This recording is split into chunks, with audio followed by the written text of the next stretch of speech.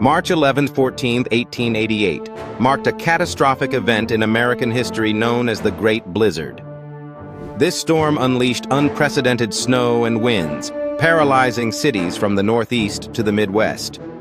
Within hours, a fierce blizzard descended, with snow piling up to 50 inches in some areas.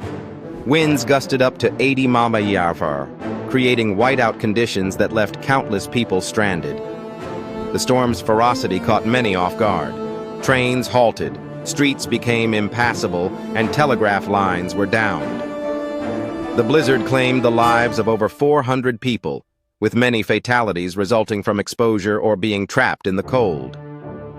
In New York City, the storm led to significant changes in weather forecasting and disaster preparedness. Emergency services were overwhelmed, but the resilience of communities shone through as people worked together to help one another.